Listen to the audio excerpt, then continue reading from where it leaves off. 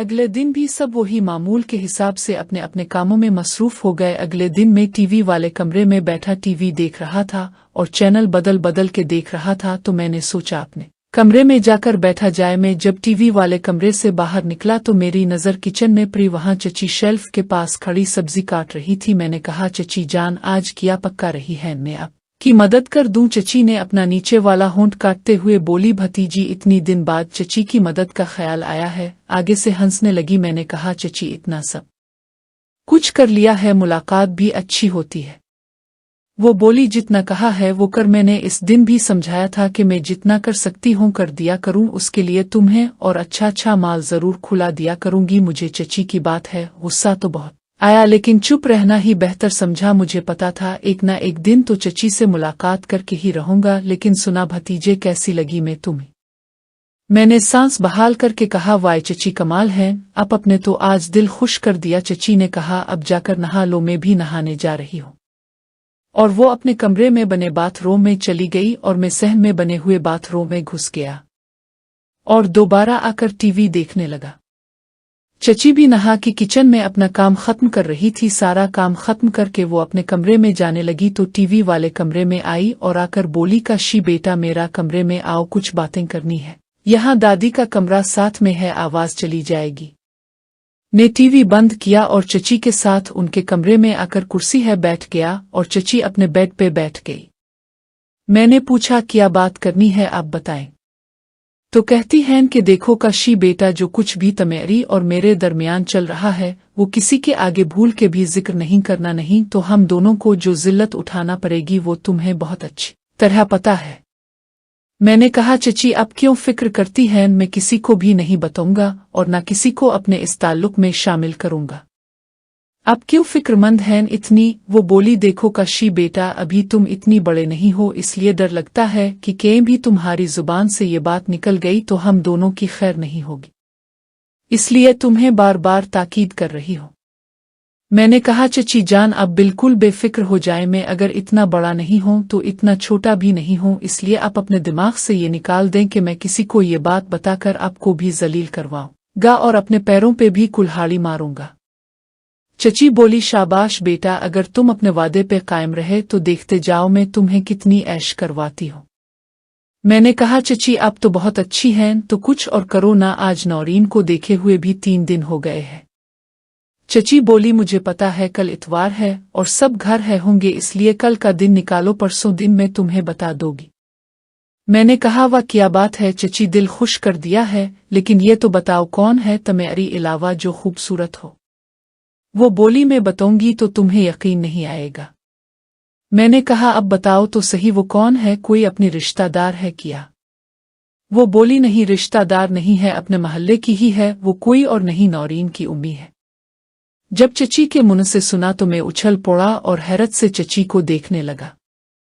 चची आगे से बोली कि लगा ना हैरत का झटका। मैंने कहा, वाकई चची अब सच कह रही हैं कि नौरीन की उम्मी भी, और आपने उनको कैसे राजी किया, और क्या वो नौरीन का मेरे साथ वाला मामला भी जानती है? चची बोली, आराम से, इतनी क्या जल्दी है, इतने सवाल एक ही दफा में पूछ लिए है। मैंने कहा, चची आप ने बात ही ऐसी सुनाई है, मुझे अभी तक यकीन नहीं हो रहा है। वो बोली, यकीन आ जाएगा, थोड़ा सब्र करो। और कहने लगी कि नौरीन की उम्मी को तुम्हारा और नौरीन का मामला बिल्कुल भी नहीं पता है और ना ही तुमने इसके साथ किसी भी बात का जिक्र करना है। इसको तो मेरा और नौरीन का मामला भी नहीं पता है, इसका मेरे साथ और हिसाब है और नौरीन के साथ और है। तुम्हें ये बातें थोड़ा अरसे बाद खुद ही समझ आ जाएंगी। मुझे ये बात समझ नहीं आ रही थी कि चची क्या पहेलियां बाजे रही है। मैंने कहा, चची जान, मैं उनसे किसी किस्म का कोई भी जिक्र नहीं करूंगा, आप बेफिक्र हो जाओ, और लेकिन ये तो बताओ कि वो आपके साथ कैसे सीट हैं और वो इतनी आसानी से कैसे मेरे से मुलाकात में राजी होंगी, ये तो आपको बताना ही पड़ेगा। चची कहती है, ठीक है बताती हूँ, लेकिन पहले कमरे का दरवाज़ा बंद कर दो, आवाज़ बाहर ना जाए। मैंने दरवाज़ा बंद किया और कुर्सी खींच के बेड के पास रख कर बैठ गया और चची की तरफ देखने लगा। चची बोली कि नौरीन की उम्मी इशरत मेरी सहेली बहुत पहले से थी। जब मैं शादी होकर के यहाँ आई थी उसके कोई 3 या 4 साल बाद वो मेरी बड़ी पक्की सहेली बन गई थी, क्योंकि वो उम्र में मुझे से 3 साल बड़ी थी। इसलिए मैं अपनी हर बात हर दुख सुख इसके साथ बांधती थी और आहिस्ता आहिस्ता वो और मैं आपस में अपने हर दुख सुख बांधते थे। इस लिहाज से वो मेरी और मैं इसकी जिंदगी की सब बातें जानते हैं। यूं समझ लो वो मेरी पहली और सबसे पुरानी राजदान थी। इशरत के मियाँ सऊदिया मुलाजमत करते थे और वो 2 साल बाद ही 2 या 3 महीने के लिए घर आते थे। यही वो टाइम होता था जब इशरत खुश रहती थी और उसकी बेटी भी खूब बाप के साथ अच्छा टाइम गुजरती थी। शुरू में तो इशरत का मियाँ भी जवान था और जब सऊदिया से आता था तो खूब अच्छी तरह दिन इशरत के साथ सुलूक करता था। उन दिनों में इशरत बहुत खुश नजर आती थी। फिर आहिस्ता आहिस्ता कोई 10 या 12 साल जब गुजर गए तो वो ज्यादा इशरत को खुश नहीं रख सकता था। वो बाहर रहकर शुगर का मरीज बन गया था और ज्यादा देर तक इशरत को खुश नहीं रख सकता था। इशरत और उसके मियाँ की उम्र में भी फर्क था। उसका मियाँ इशरत से 7 साल बड़ा था, इसलिए इशरत इसके मुकाबले में ज्यादा नहीं और जवान थी, इसलिए वो बेचारी दिल है पत्थर रख के टाइम गुजार देती थी। इशरत मुझे अपना दुख आकर बताती थी, लेकिन मैं इस वक़्त इसकी कुछ भी मदद नहीं कर सकती थी। इस वक़्त मेरी चचा जिंदा थे और मैं उनके साथ बहुत अच्छा वक़्त गुजर रही थी। मेरी चचा मुझे हर लिहाज से खुश रखते थे। इशरत का मियाँ जब आता था तो अपनी पूरी कोशिश करता था कि वो अपनी बीवी को मुतमईन कर सके, लेकिन वो नहीं कर पाता था। वो शुगर की बीमारी की वजह से इसकी सांस फूल जाती थी और इशरत बेचारी 2 साल इंतजार करती रहती थी और जब मियाँ आता था तो भी बेचारी सुलगती रहती थी। वो अपने मन का बोझ मेरे साथ अपना दुख बांट कर पूरा कर लेती थी और मैं कई साल तक इसको दिलासा देती रहती थी और कुछ नहीं कर सकी। और फिर इशरत की जिंदगी में एक ऐसा मोड़ आया जिसको वो आज भी अपने दिल में बसा कर बैठी है, जो सिर्फ मेरे इसके अलावा किसी और को नहीं पता। हुआ कुछ यूं कि इशरत के घर के साथ में हमारे एक और मोहल्लेदार रहते हैं। उनका एक बेटा और 2 बेटियां हैं। बेटियां बड़ी हैं, उनकी शादी हो चुकी है और बेटा इस वक़्त छोटा था, लेकिन अब वो भी शादीशुदा हो चुका है, एक बच्चे का बाप है और दुबई में बैंक का मुलाजिम है। इशरत का उनके घर आना जाना था और इस लड़के की माँ इशरत की हमसाई और दोस्त भी थी, इसलिए उनका बेटा इशरत लोगों के घर का काम भी कर दिया करता था। घर के काम कर देता था, बिल जमा करवाना, घर का सौदा सलफ लेकर आना वगैरह वगैरह।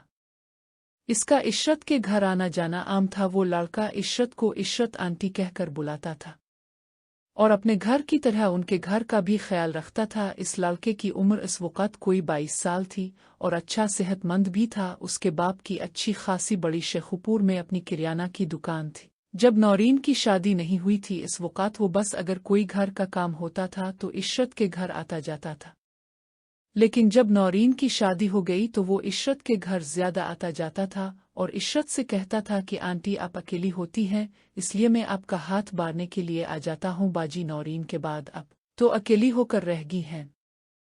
इशरत भी इसका बड़ा ख्याल रखती थी। वो अक्सर इशरत से इसके मियाँ के मुताल्लिक पूछता रहता था कि वो इतना ज्यादा अरसा बाहर क्यों रहते हैं, वो आपके साथ क्यों नहीं रहते, उनको आपका ख्याल रखना चाहे। इस तरह की बातों से वो इशरत की दिल जोई किया करता था। इशरत भी एक औरत थी, औरत की कोई दिल जोई करे, इसका ख्याल रखे तो औरत इस पे मुकम्मल भरोसा करके अपना दुख बांट लेती है। इशरत ने भी आहिस्ता आहिस्ता ऐसा ही किया और वो इस लड़के के साथ घुल मिल गई और अपनी दुख इसके साथ बांटने लगी। इशरत ने आहिस्ता आहिस्ता इसको अपना सब कुछ मानकर सब कुछ बताने लगी और उसको अपनी और अपने मियाँ के साथ ताल्लुक का भी बता दिया। इशरत मुझे ये बातें बताती रहती थी, मैं इसको बस यही कहती थी, इशरत जरा संभल कर, ये बच्चा है, कहीं बदनाम ना कर दे, तुम्हारी बातें बाहर लोगों को ना बताता फिरे। वो मुझे कहती थी, फिक्र ना कर, मैं इसको जानती हूँ, वो ऐसा कभी भी नहीं करेगा, मैंने भी जमाना देखा है। एक दिन इस लड़के के घर की मोटर खराब हो गई तो वो इशरत के घर आ गया और आकर बोला, इशरत आंटी पानी वाली मोटर खराब हो गई है, मुझे नहाना है, क्या मैं आपके घर नहा सकता हूँ?